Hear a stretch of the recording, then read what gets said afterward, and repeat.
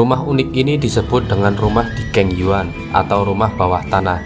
Dikeng Yuan sendiri berasal dari Cina, provinsi Shanxi.